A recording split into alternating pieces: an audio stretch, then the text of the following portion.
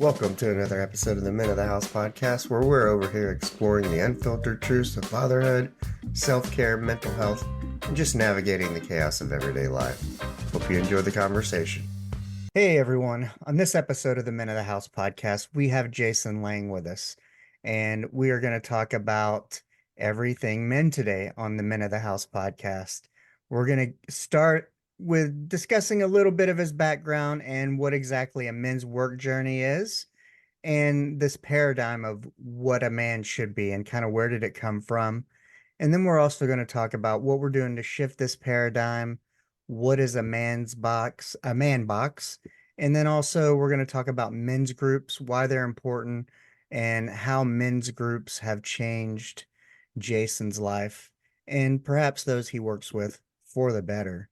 So, how are you doing today, Jason? I'm doing fantastic. I'm so excited to be here. Thanks for having me, Richard. Awesome. Well, let's get started. So, give the audience a little bit about your background and kind of what led you into starting a men's work journey. Yeah, absolutely. Unsurprisingly, it started because it was my own personal journey. So, growing up, I'm a white man from the Midwest of the United States, lower middle class, so had a lot of privilege in the sense my basic security needs were just met, right? I lived in a very safe place, always had food on the table. But as I progressed and grew up, and this only became clear in retrospect, what my family of origin was missing was emotional connection and physical connection. So we were just kind of like living in the same house, and there wasn't any safety in the sense of attunement and actually being present, um, for a sense of interiority with each other.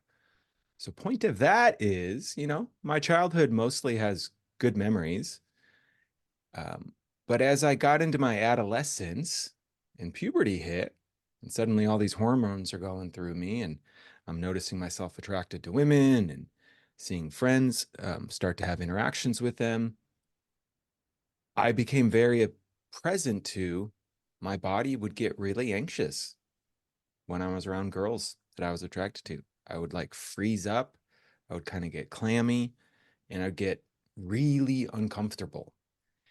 And then it became clear that it wasn't even just women. It was like I didn't really have physical contact. Like some of my friends, would kind of horse Mhm. around. I never went there. And it was pain around, like, I don't understand why I can't like talk to a woman, talk to these girls that are around me without getting like very dysregulated. That started my journey, really, of like, wow, I feel uncomfortable in my body pretty much every day. I didn't really have the language for this back then, but it's kind of this feeling of like, this doesn't feel, I don't feel good. Like I feel depressed, kind of. And it first took me kind of into philosophy and then therapy. And then it was in my mid 20s. I just so happened to be living in a part of the country where the work, was present, that I got into my first men's group, and my life really started to change. And I've done lots of different healing work and modalities just for my own journey since then. And men's work and men's groups in particular have been the most profoundly impactful in terms of actual sticky behavioral change. And one of the first things I got out of that experience was being connected to and being brought into the presence of men who had some more depth than me.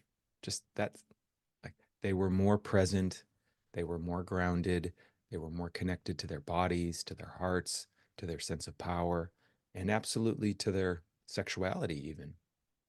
And it was the first time in my nervous system I got an imprint of, oh, that's what I want to be when I grow up. I want to, like, whatever that guy is carrying in his presence, I want that. Like, that's how I want to be able to move through the world.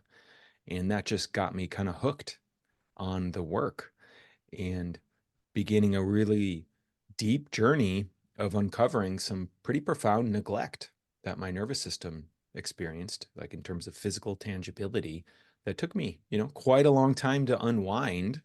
And Mhm. initially, for me, because um, The neglect I primarily felt was with my mom, was with the feminine. That was the place that was the most anxious for me. I just was actually uncomfortable with it.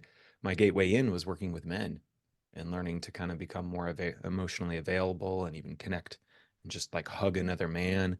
My nervous system started to co-regulate and opened the gateway for me to finally, in kind of my mid to late 20s, come out of my shell and lose my virginity and start meeting women and having the types of experiences I was wanting to have real relationships.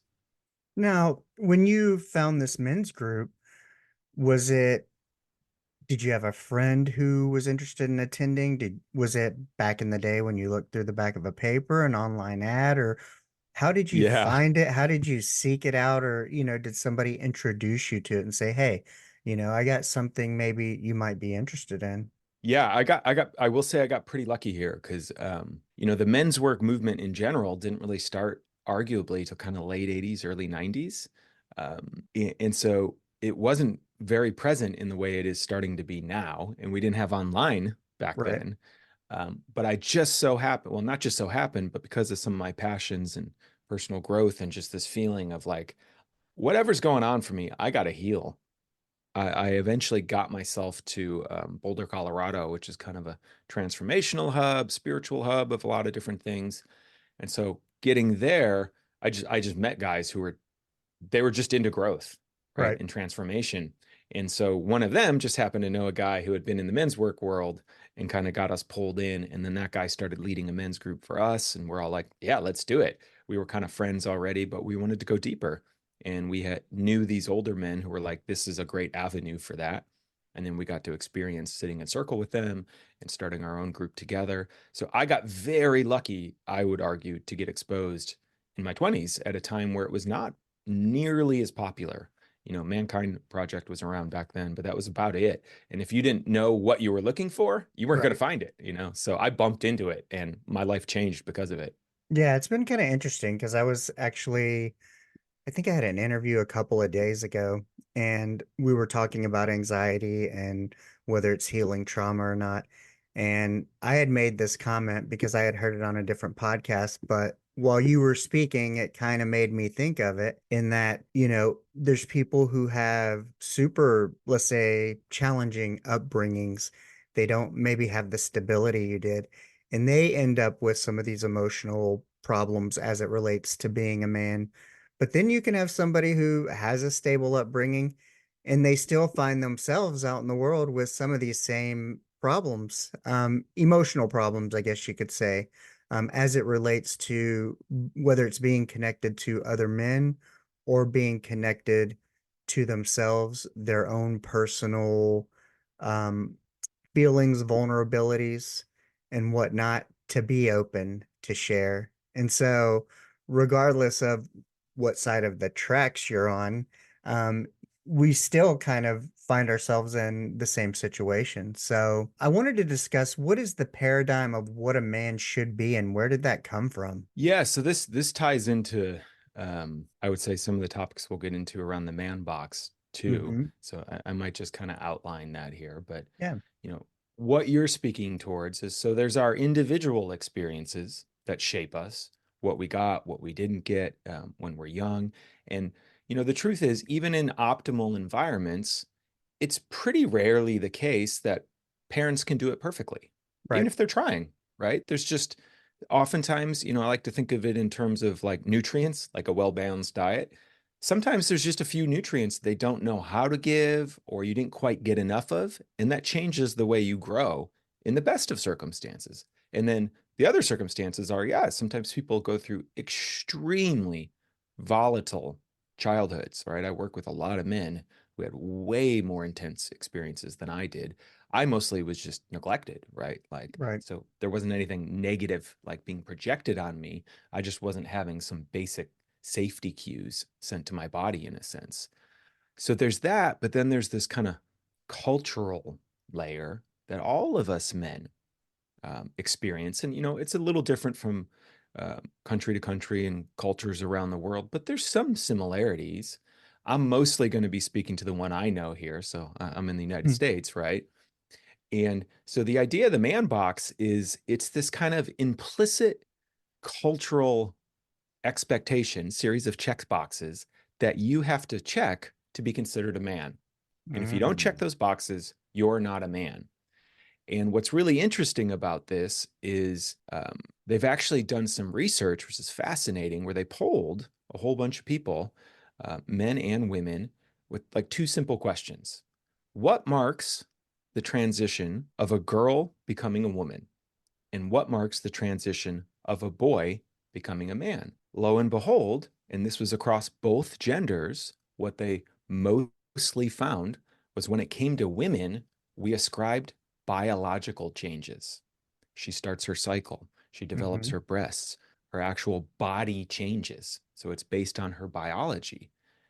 With men, it was not based on biology. Hmm. It was based on how are they showing up in the world? What are they achieving or doing? So you could be a man who is fully physically mature, but still be considered a boy, right? Like, oh, that guy's a Wow. boy.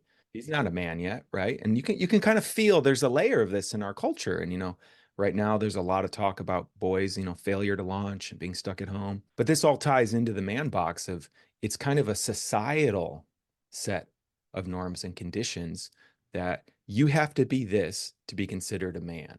So the expectations of what a man should be, they used to be kind of clear in a sense, for some of our parents and generations past, honestly, it was like make money and provide for your family. Right. If you're doing that, you're a man. Um, what has started to change in the last decades and where a lot of men are feeling confused and lost is that is no longer sufficient. It is no longer enough to just show up, pay the bills, and take care of your family in that way. The expectations have grown in a sense of what men are supposed to be. And one of the hard things for so many men I work with right now is in cultural conversations, there is so much talk about what we're not supposed to be. Toxic Mm. masculinity, right? Yeah. Not supposed to be this, this, and this. And many of us were raised by women, care about women. And so we've mostly been fed here's what you shouldn't do, here's what you shouldn't be, right? And then there's this kind of loose checkbox of, and never show weakness, always be tough, don't be vulnerable, work hard, be a Mm-hmm. lone wolf, like these other man box conditions that get layered on. And so suddenly a lot of men are like, I don't know. How do I win this game? Like, what is it to be a successful man or to be a positive masculine presence in the world right now?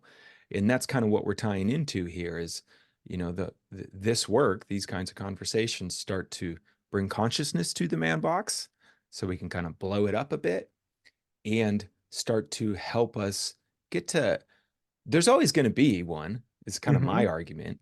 Um, so we get to redefine it as rather than a box, like what's the foundation, as I like to say. Like what are the pillars, the elements that are at the foundation of what makes a man really present and alive and engaged and vital in his world and his life. I don't know if Where's that this quite shift? answered it, but Yeah, where's this shift coming from? Is it coming from like when we notice the shift of like what it should be, what it shouldn't be, toxic masculinity? It's no longer just about the man going to work and coming home and whatever. It's about, you know, fathers, husbands being engaged and present and kind of that mixture of roles that you used to see strictly mm-hmm. assigned to a female role, kind of when it was stay-at-home mom. And now you're seeing kind of a blend. Is it Yep. coming from men? Is it coming from women? Is it just coming from part of the culture? Yeah. Where's it coming from? Yeah. So in my world, I would argue this is coming from evolution in a sense. It's Okay. cultural Yeah. evolution. And this is part of the dance we're in is that um, the women's liberation movement started earlier than the men's. They had a little less power for a longer amount of time. And that kind of started right in the 50s, 60s, Hmm.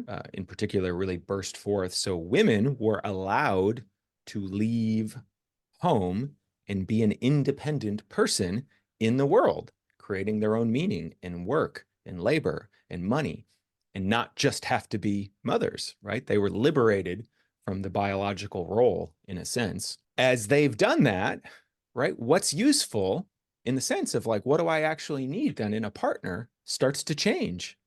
Because if Mhm. it's, well, previously, partly because of cultural conditioning and, different things, women often needed men to be out earning the income so they could support the family. That all blew up, and that's awesome. I'm so for that. Let's just be super clear. That is a great development. But what it shifted then is if I'm a woman, let's say, and I don't need you to provide for me financially, why do I want to be around you? In a What do I need you sense. for? Yeah. And that's what's shifting here, where there is still a lot men and women can offer each other. And I mostly speak in kind of traditional hetero Hmm. norms because that's what I tend to coach. Those are the men I know. But, everything's breaking up everywhere in a good way. Right. It's getting more nuanced, right? That's part of why these conversations are important. But so what's being asked of men is shifting. And, as women, we're kind of going out into the world. Part of what's being asked for men is to open up their inner world of, Cool. hey, it's not enough for you to just go out and work. I need you to actually be present in the household and talk to your children and talk to me and have an inner world that you can relate to me so I can feel close to you and you can feel close to me. And this ties then kind of right into the man box where it's a huge edge for men because we still to this day, most men are pretty much trained out of our bodies, which includes in the work I do, our emotions. Our emotions start as sensations in our bodies. We're trained out of them from a young age because of the man box, in a sense, right? Stop crying. You should be too old for that. Get back up. Try again harder. The educational system, the way it's set up. Stay still. Yeah. Young boys are not meant to stay still. Our bodies need kinetic energy. We learn, we explore, we move. But point being, we often get this message from school, from our parents, um, of whatever's happening in your body, override and don't trust that, Yeah. Not only that, right? though, I'm sitting here thinking, and you know, my relationship with my wife has been sort of traditional in a way. We've had these periods where sometimes I'm the sole provider and sometimes she has been. And it just kind of has depended on where we were in life and career. And, at the moment, I'm more of the entrepreneur, stay at home, flexibility, go pick up the daughter when she's sick, take her to appointments and whatnot. And my wife has the schedule where she has places she has to be. But what I find interesting is it works for us. I would say that we like it, enjoy it, but then there's still a little bit of underlying tension I can tell that's probably programmed from even just what she's seen in that her mom was always a stay-at-home mom and her Mm-hmm. dad even still is the kind of he's an entrepreneur, but he goes out and he's away most of the week because he works out of town a lot doing stuff. But just seeing that, that's how she's raised, that's the picture in her mind. And even though it works for us, there have been points in our relationship that that's kind of been a source of contention because that's what she knows. That's what she's grown up to Yeah. see as a little girl to a woman. So, yeah, it's interesting to think how you said it was kind of the natural evolution in that we need more, but it's still going to take, I think, more cycles of even little girls like my 10-year-old daughter to see men in that less traditional role of which my wife saw and sees her father in, you know? Mm-hmm. Um, I can remember my daughter going, sometimes I spend more time with you, daddy, than I do mommy. Is that weird? And I go, not really. I go, it's just different. It's different times. We're evolved and continuously evolving like technology. And so I definitely think that's a interesting point you made. And I'm kind of curious how it's going to pan out into the future as my daughter's age, who's 10, as she sees her father in a less traditional go to work role, how it's going to change and continue to evolve. What are the 10-year-old Yeah. boys? What kind of conversations are they going to be having when they're our age? Yeah, totally. I mean, the way I would kind of frame this is it used to be an expectation you have to, Right. so you were limited to the role. What's shifting now is we get to choose Oh. what works best for our family, our particular constellation. It's going to look different for Hmm. every family. And the variations of that are just going to keep increasing as the world and gender identities all start to shift even more and more. There's just going to be more configurations, and we get to choose, though, what serves our family the best. What we're finding in there is it takes a certain amount of fluidity, right? So I have a capacity to attune to my daughter in a way, frankly, my dad never had to me. Like, Hmm. I know how to actually get down to her level, be emotionally present with her, join her in her world, co regulate her. My dad didn't know how to do that with me. He wasn't taught that. He didn't get that from his dad. Uh, my wife is a badass, right? She can, yeah, she's an entrepreneur. She can run her own company. She can go out. She can hold structure. We both have these capacities now that we can choose and flex and flow back and forth into. And I think that's, what you're creating in your relationship is what's important. But the key thing there is there's an element of we get to choose this. We don't have, just because you're the mom doesn't mean you have to be the one staying at home. Women have kind of a woman box too, in a Hmm. sense. And that's part of what we're breaking up and saying, some of the attributes in those boxes are positive qualities, but that there's a big difference between you have to and you get to choose to. And I think part of what we're seeing, particularly on the side of us men, is uh, an ability to engage in the outer world and have an active and alive inner world is part of what's being asked for of us. But I think too, it's like there's still gonna be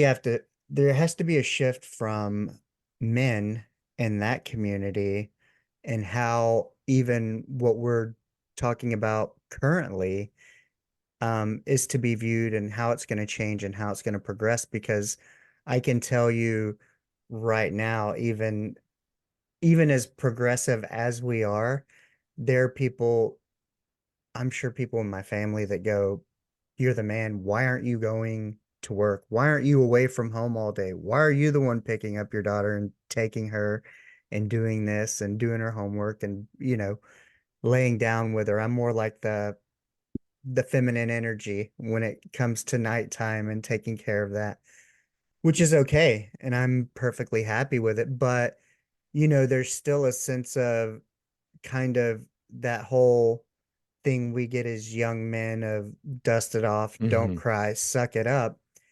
It's Yeah, still, there's people my age that be like, why are you, you know, it can be like, you're such a pussy for staying at home. Why don't you fucking totally. get a job and go to work instead of doing this and doing that? But, the thing is what I come to realize, especially after being laid off from a corporate job, was what it's allowed and opened me up to in terms of being able to spend that time with my daughter, but also making me a better father and husband because I almost through that process and having the time had to really learn to develop some of these skills that I was lacking in terms of openness, in terms of maybe being present, because before that, I was essentially in that more traditional role.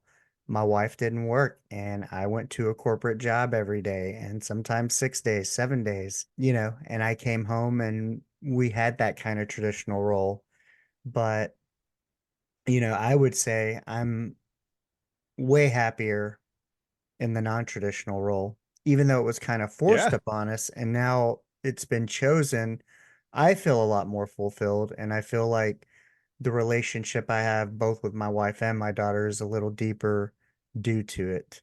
Now, I don't know if it's partially personal work from having to out of necessity. We have to give credit a little bit to the movement of this shift, of this allowance of people like yourself and like myself having these conversations and letting other men know, hey, there's a new norm, kind of.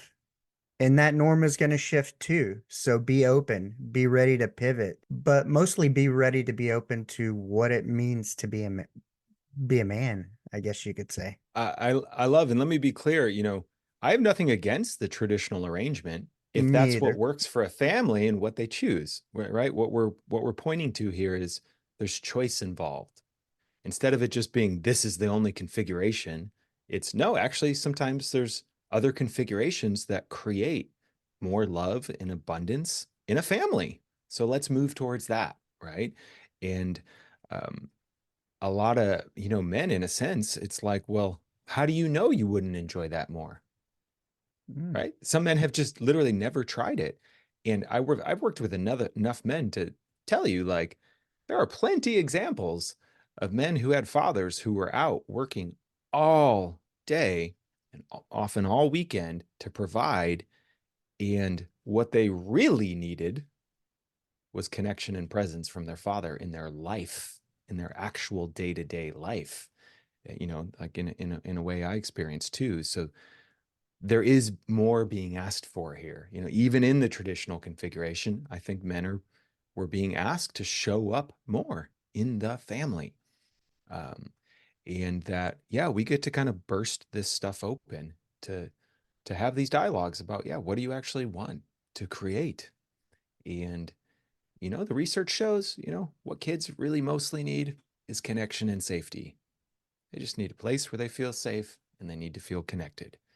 And if you can get that right as parents, you've done a lot of the heavy lifting for your kid and their well-being moving forward. I was thinking as you were speaking that if you do men's coaching, men's groups, are the men you're working with, are they going home and relaying this, having these discussions with their spouses, their significant others? Or do you ever have the opportunity, are women kind of getting some of this on their end? Do you work with like co-coaching with women's groups to where they're kind of hearing or seeing the same information and understanding what men are going through?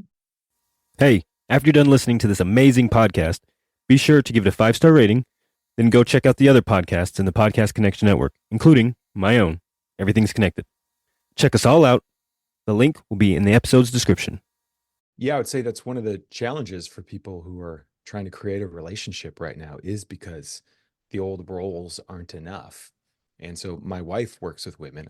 I only work with men. Occasionally Mm-hmm. we'll work with couples, but so I get to hear a lot about, what women are going through. And yeah, one of the big challenges is a lot of women get out there and they can create amazing careers now, kicking ass, making lots of money, and they're having a hard time attracting a man who will actually commit to starting a family or something like that. Or they long for a different type of leadership in the relationship. I can tell you there's a lot of women out there who are like, hey, we're all the conscious men.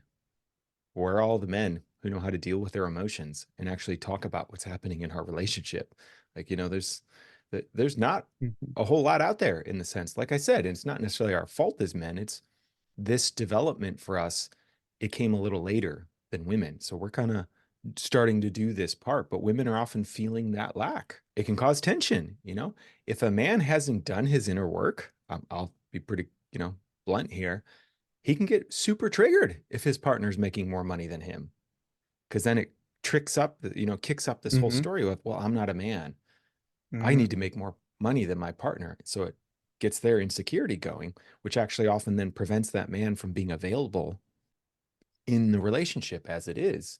And so the women are definitely noticing these changes, I would say. We're all having to figure it out together of, okay, how do we do this moving forward and what works for families, for relationships, for intimacy? What I can tell you is women I do know, they deeply appreciate it when their man joins a men's group and starts to get some support for his life. That's like it, they can feel it flow back into their relationship. So I've heard that many times. Wow. So it's interesting. It's funny when you said that, I go, it, they're okay with them joining a men's group because it's not the same as meeting the fellas down at the bar for a few drinks. So leads me to my question, for the audience, and especially since we have a lot of female listeners on here. What is a men's group and why are they important? Yeah, it's such a great question. And I'm going to preface it with they can be a lot of things. So, these days people often talk about something like meditation. And it turns out you study meditation, there's lots of types of meditation. Right. Same thing with men's group. There can be different kinds of groups for different purposes. But what's coming to me right now in this interview is oftentimes when men gather, we gather, there's two things happening. We gather one to relate via what I call triangulation. So me and you put our attention on a third thing, Okay. sporting game, an activity, drinking, Hmm. right? So we're bonding by having our attention over here on something else, which doesn't necessarily create the most intimacy between us. The other thing I'll add to that, and this is not always the case, so I'm just going to say this is a generalization. Oftentimes, men will gather to become less conscious. Mm. They actually want to forget about the pains of their life, to get lost in a sporting game or to drink themselves away from whatever they're feeling and they're right. Whatever it is, it's often to actually become less conscious. This is, I've never quite phrased it this way before. A men's group is about gathering to become more conscious, to actually slow down, put our intention on each other, including our inner worlds, and share what's going on for you, what's working, what's not working, and where do you feel like you want to be growing towards, and then what's in the way. It's very simple in that sense, and there's so many different ways we can orient around that in terms of the specifics of group, but it's about slowing down and becoming more conscious about our life. Simultaneously with that, and this is the huge edge for a lot of men, Richard, it's actually connecting to the feelings related to all of that, then to actually start to feel what's happening in our life that's uncomfortable, or whether that's grief, anger, rage, disgust, fear, even joy for a lot of men. Like, Hmm. wait, I'm actually allowed to feel good and celebrate this amazing thing I did. That's a huge edge for so many guys. So a men's group is about coming together in conscious connection to get clearer about kind of what's the direction of our lives and what's most important to us. And in a big way to, as I say, support each other when we're under resourced or down, and also to hold each other accountable for the things we care the most about, right? The things we actually want to be moving towards or changing in our lives. Um, Many men, it always surprises me, are actually really desperate to have other men call them forward. That's kind of it's the lingo we use in the men's work world. Instead of Hmm. calling out, like, you're such a dick, you're doing this thing, it's, hey, man, I know you really love your wife, and it just sounds like you are not showing up for her in the way Mm. you want to be. Like, what needs to change? What's going on? And it's like calling a man forward into his full self, in a sense, is a Okay. big part of what we get to do in group with each other. So it does a lot of things. It makes us more conscious. We feel deeper. We get clarity about our life, and it helps us feel oftentimes the things we don't want to feel, and then actually get more connected to other men in the process. Yeah, it kind of reminds me of, I did an episode where I talked about the hard part for me of being a man, and I was a leader of mostly females in the healthcare field. Most of my staff were female, and you almost live in this bubble. And as young boys, we grow up and we run together and we do all these things as boys together and through high school. And maybe you get a girlfriend and you kind of venture off and do your own thing. But then you go off into the world. Maybe you find a mate, a partner, And then you're kind of this lone wolf person, and the only male interaction community that you receive, myself, would be there was a couple of guys I worked with. Um, but unless you did something with other men, whether it was like, let's say, jujitsu or CrossFit or something like that, you're not getting any male to male fellowship, advice, accountability, calling forward. You're you're this little singled out person. You go to work, you come home, you play your role as father and husband, and that was it. And um, that's kind of where I see the biggest difference in seeing these men's groups come forward, which has really only been a recent thing for me. Actually seeing this out there and becoming aware to what it's about and why they're important. But, reflecting back on that episode and realizing how we can get caught in that bubble, it's very evident that why men's groups are important is not just for that connectivity, but, that connection to other men. How is being in a men's group, how has it changed your life for the better? What are the things you've gained since you started, let's say up until now, to where you're actually doing more, maybe more so of the leadership and coaching part? And what did you get from it, let's say as a student, although you're always a student? And how does it differ from what you get from it now, let's say maybe as a leader of a men's group? Sure, yeah. I would, man, I've gotten so much out of it. Community, connection, direction, um, are just some of the first words that come out. So, you know, in a pretty amazing way, many men I worked with actually were quite impacted by the pandemic. Mhm. And, back in 2020, 2021, the isolation, for all the reasons you were talking about, like there are more pressures kind of that I think men are particularly susceptible now to disconnection and isolation, social isolation, and the numbers support it. Like the number of men who have, five or more close friends has like plummeted in the last Mhm. 20 years. Like it's a big deal. I was kind of, in a way, inoculated against that. I had my men's group here in LA that we would meet in a backyard every other week. For a while we didn't know what was going on, so we did Zoom, and then we did masks in backyard. And but I was still seeing men I deeply cared about every other week in continuity. So it wasn't that big a deal for me in a sense. Like I still felt connection. So that connection, started before that and will continue after.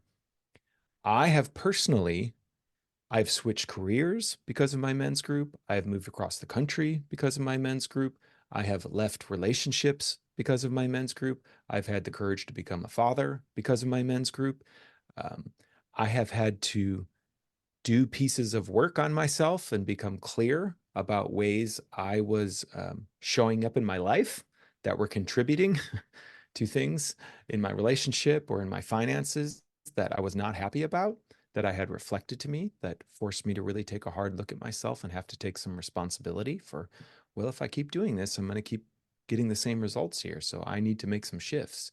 So it has radically changed my life. Um, and, even deeper than that, I would say it's where I developed the capacity for myself, not having had this really growing up of being able to slow down and identify what I was feeling in my body and emotionally, and then express that. Sounds very simple, but Mhm. actually having the capacity to, wow, I notice I'm feeling very angry right now. And I'm actually a little bit pissed because yesterday X, Y, or Z happened. And I feel like, that really hurt me that you said you were going to do something and you didn't. I couldn't have said any of that, pre men's group. I was just, people would ask me, you know, what are you feeling? I don't know. I'm okay. That was I'm like, fine. that was, yeah, that was basically the range I had there was I don't feel good or I feel okay. But developing this interior, they actually call this interoception, right? There's perception, which is your awareness of what's outside of you. Interoception is your ability to identify what's going on. And I would even argue, speak it inside of you. And that capacity has gone through the roof for me. And I just got much more comfortable accessing and feeling my emotions, sharing them, being forthright with what was challenging in my life, asking for help. That's the hard This one. was like a game changer of just, wow, sometimes I need help.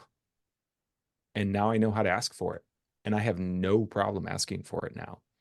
Like, hey, I need help with this. I can't do it alone. Who's got my back?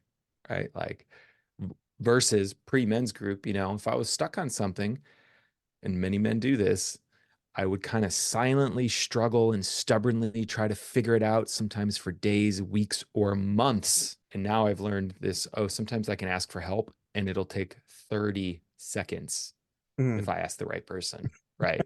Save Yeah, myself I know. so much time and stress. And it continues to change me as a father and as a husband. And as I continue to grow, uh, I facilitate men's groups now, but I'm just as involved in my own peer groups. I don't teach men to do anything I'm not doing myself. Like, I am plugged in to older, wiser, and different men. I have coaches and therapists in men's groups that I participate in that are reflecting to me what they see and how I'm showing up in the world.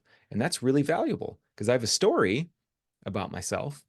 And one of the great powers of men's group that really changed my life here is other people can often see what's going on for us before we can, Mm-hmm. how we're actually showing up, and learning to not get defensive against that, but actually be open to that feedback has been very valuable for me. And then the other thing I'll just share related to that is the kind of flip side. The other beautiful thing I see in groups is I say it's often our own self-identity, our image of ourself is the last thing to kind of get updated in our body mind. So we may actually be showing up differently in the world or our relationship or our behaviors, but our voice, our inner critic, our perception of ourself can often still be stuck in the past. Oh, I'm still so blah, blah, blah, blah, blah, blah. Um, Guys in group will often see that way before we do of like, no, you're really showing up differently. Like, you are way more present now, or you handled that conflict much better now. They can reflect that in a way that oftentimes we can't quite see in ourselves yet. So there's also like a celebratory energy I often see in groups of like, no, like, you're doing good work or you did this well. And a lot of men have never felt permission Yeah. because they're always focused on where I'm not hitting the mark in life. I'm a failure. I'm not winning. I'm losing. Mm-hmm. Men's groups and other people can often also help us point to, actually, no, you're doing great here. I see it. Can you see it? And we're like, actually, I can. Oh, I okay. say all Yeah, the time maybe. that we don't see ourselves the way others see us. And because we're so used to that negative self-talk, our own inner dialogue, that it's almost like we don't give ourselves permission.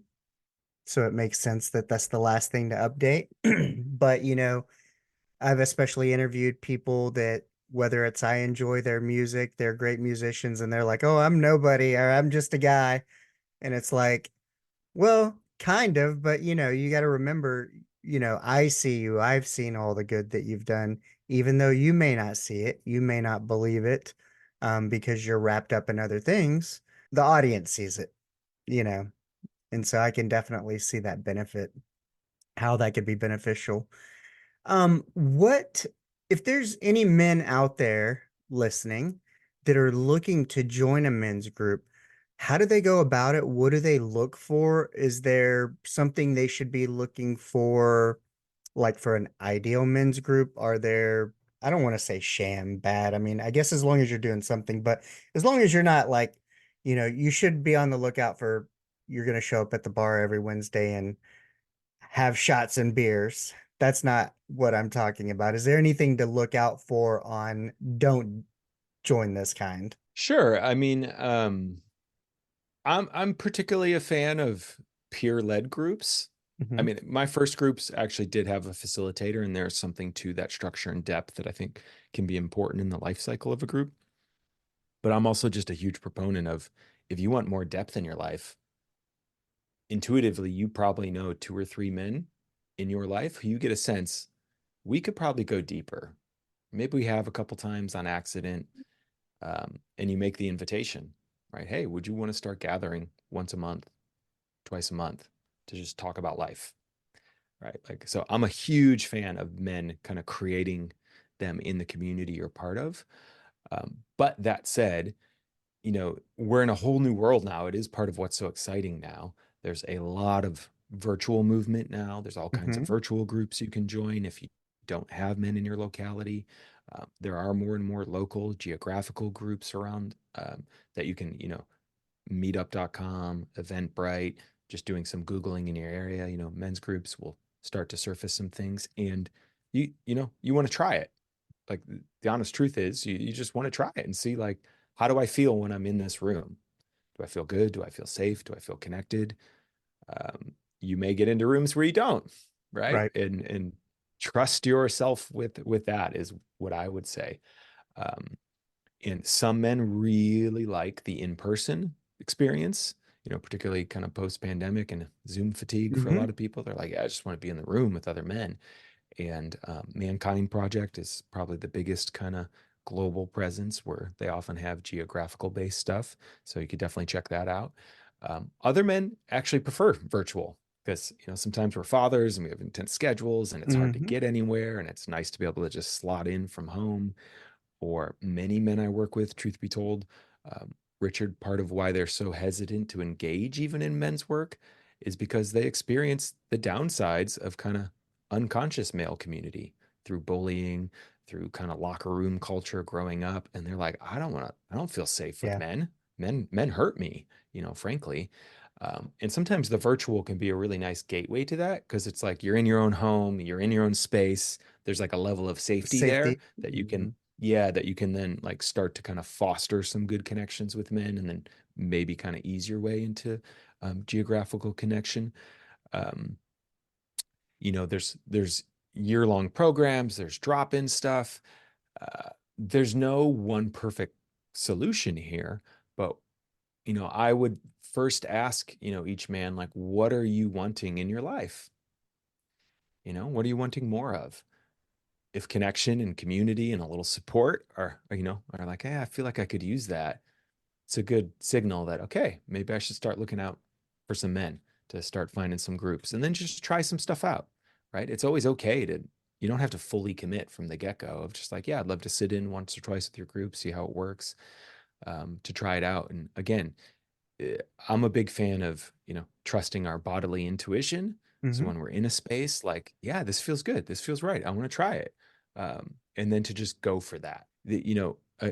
There are also just so many different kinds of groups. There's more accountability based groups, for like entrepreneurial men. There's presence or practice based groups for guys who just want to get together and do physical embodiment practices. There's more emotionally oriented groups. And then there's groups which are just kind of the catch all for all the above. So there's also, that's why it's useful for each man to kind of just start to feel into, like, what do I feel like my edge in life is? It Mm-hmm. might just be sitting in circle with men. Like, honestly, Right. that is the edge for a lot of guys right there. Um, and that, and then just lean towards that and start exploring. I'm certainly a resource for men if they ever want to reach out. I like to guide men towards men's groups. Because it is still pretty new. Like, you're Yeah. right. Like, just in the last probably 2 years, the wave has started to crest and it's starting to hit right now because there is so much need and so many men are so isolated and feel so lost and alone, um, and are desperate for just some genuine community. And there is something unique, there's a unique texture to men who were raised, as men in with certain cultural expectations to just being around other people who also had that shared reality. There's just something that relaxes, I've seen in guys when it's just like, oh my God, you get it, right? You just get it. And then so, that often itself is so nourishing for so many men I work with. Yeah. It's just one of those things. It's kind of like when I describe like a good podcast interview is when I leave this desk and this mic and I feel energized and good, then that's success. And I can imagine, leaving a men's group and whether you've had some sort of introspection that of something maybe you could change or do better, or just, you know, I describe it as kind of like what the purpose of the podcast is, just so other men know, or other people, you're not alone. You're not crazy. You didn't make this up in your brain. We're all fundamentally similar at some level. You said you had mentioned that you're often a resource for guiding people towards men's groups. And, when you first started discussing it, you said, hey, even if there's a couple of guys and there's not a men's group in your area, and you just want to go deeper with a couple of guys and start trying this, is are you someone that could guide someone to say, hey, maybe I want to start a men's group. I got two friends together. Is there a structure? Are there a few questions we should be asking ourselves? Is that something you're able to do, or are there other resources out there online that could guide men towards Yeah. questions to ask, or how it should be structured, or what you should be aiming for? Like if you're going to spend an hour together, what should you be aiming to accomplish and walk out of there, not just to bullshit for an hour, but to get something from it? Yeah. Yeah, there are definitely resources out there. I'm developing some of my own right now for guys who Mm-hmm. really want to take that on. And in the meantime, I'm just available for consulting. So literally just write me an email if you're interested, like, hey, what's some ways to go here? But I mean, just a very basic skeletal structure is pick a time and place, Mm-hmm. gather, do some kind of meditation or embodiment practice to actually drop into the moment and mark you're kind of coming into this place. Do some short check-ins, which are just, 5 minutes each man to kind of share what he's coming into the group feeling in his body, in his life. And then you can have, an hour, hour and a half after that, where two, three, maybe four men can ask for attention from the group to share about somewhere they're in pain or struggling or need some support or guidance or reflection, or sometimes honestly just to be heard. Yeah. Oh my God, I've had no one to tell this, and here's what's been going on. And then men can offer you feedback, on what they're hearing or what they're seeing, and just that alone is a paradigm shift for how most men relate. And then you kind of bring it to a close, and um, but there are more structured kind of programs out there. I'm developing one right now for like how do you really go deep fast, and what are some of Mm-hmm. the skills you need. Um, but my wasn't my first group, but my second group here in LA, it was just me. I knew I had moved, I missed it. I was like, okay, found two guys who were in, and I was like, here's what I want to do. What dates and times can we meet? Okay, we can meet this date and time. We're going to start meeting, and then as we started meeting, we put out an invitation to other people. And, some men came, tried, it wasn't the right fit for them. But the ones who stayed, stayed, and I had that group for 14 years. And it just started with Oh, that wow. commitment to let's go deeper. I need help. I can't do my life alone. Right. And I argue pretty strongly men grow faster together. Yeah, you want to Men go grow what it faster together. it's crazy that man, you're a real early adopter, 14 years. That is so wild. Yeah. If you'd asked me if I'd even, I'd never really even heard of men's groups until like maybe the past year, in all honesty. It's wild. It's so wild. Well, where can people find you if somebody wants to reach out to you, where do people find you? Yeah. So best way to keep up with me and everything I'm up to is at evolutionary.men. So it's not .com, it's .men. And on there you can find some of the activities, programs I run, um, podcasts I do, things I've written, and there's a contact form. If you just have any questions, I'll do my best to point you towards something that might get you resourced in your life. Thanks for coming on today. I really enjoyed this conversation. I think it's definitely opened my eyes to what men's groups are. I think it's a great explanation and why it's important. Do you have any questions for me, or is there anything you would want to leave the audience with? I will just speak to, because I know part of your audience are parents and fathers. Mm-hmm. Um, I, I I've seen this in myself and in many men I've worked with now. One of the greatest gifts you can give to your children is to take on the task of your inner work, your healing, learning to co-regulate yourself, taking responsibility for the emotional wounding you received as a kid. Honestly, we all have something. And learning to ask for help, modeling that for your kids and showing them that we all have to grow, I think is one of the greatest gifts you can give to yourself. So if you're, a father or a mother, whether it's a men's group or a women's group or a co-ed group, or whatever internal work is calling to you right now, like to step forward into that is an incredible thing you can offer your kids, no matter what age they are. That's the wild thing. Oh, I know. I can tell you just my own inner work has definitely, it's improved the way I show up for my daughter. And I guess I would consider myself the thermostat if kind of in the house in general. However I am is how everybody else acts in the house in general. And even if they get out of line for a moment, as long as I can remain steady and remain the thermostat, they eventually reset and they're okay. And so it's been wild, but I've had to figure this out the hard way. I didn't know about men's groups the past 3 years. I wish I had, but the great thing about this podcasting venture is um it's really opened my world to many different things, many different people, and like I said, things out there that I didn't really even know existed.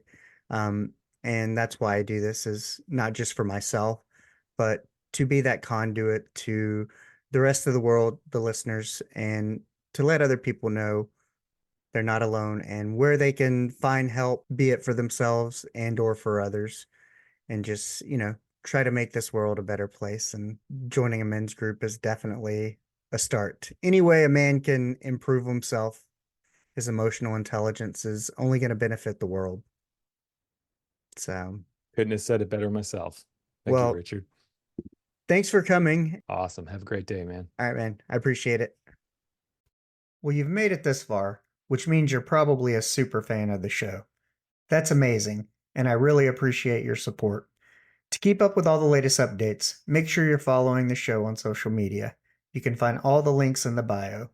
And if you've been enjoying the content, I'd be so grateful if you could take a minute and leave a review. It really helps us reach more people who might love the show as much as you do.